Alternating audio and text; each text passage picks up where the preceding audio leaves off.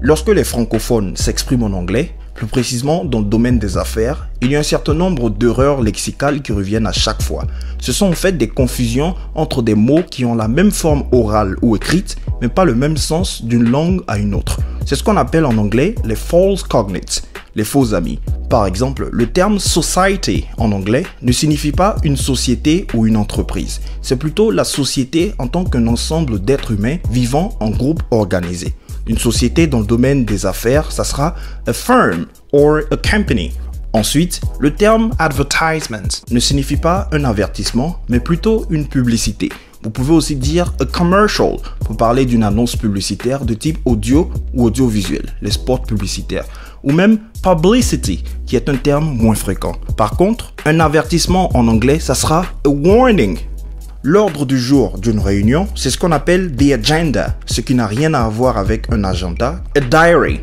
Alors qu'on parle de réunion, assister à une réunion en anglais, ça sera par exemple to attend a meeting. Vous constatez que le verbe to attend n'a rien à voir avec éteindre, atteindre ou attendre.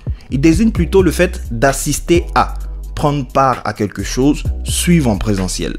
Lorsque vous voulez parler des avantages d'une chose en termes de résultats obtenus, le terme le plus approprié sera the benefits. For instance, you can talk about the financial benefits of digital marketing.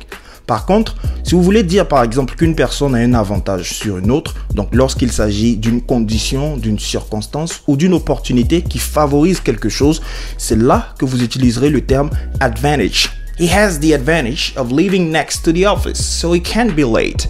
L'adjectif comprehensive ne signifie pas compréhensif, mais plutôt complet.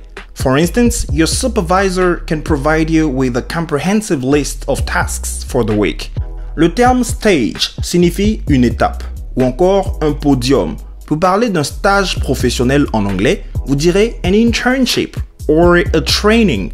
Et le stagiaire, c'est the intern or the trainee.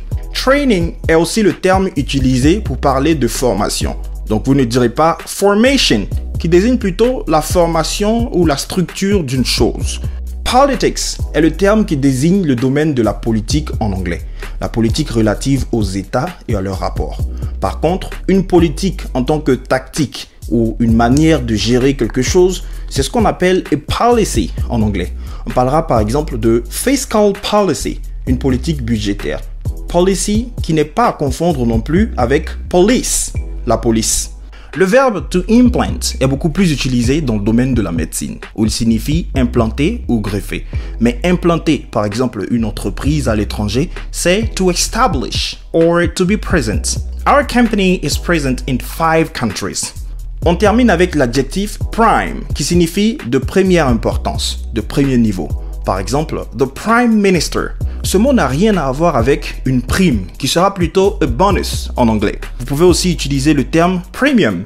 Par exemple, a risk premium, c'est ce qu'on appelle une prime de risque en français. Voici des exemples d'erreurs que je corrige lors des cours en particulier pour peaufiner votre discours oral. Je suis Coach Mike ESL, formateur spécialisé en techniques d'expression orale en anglais général et business English. Bye for now.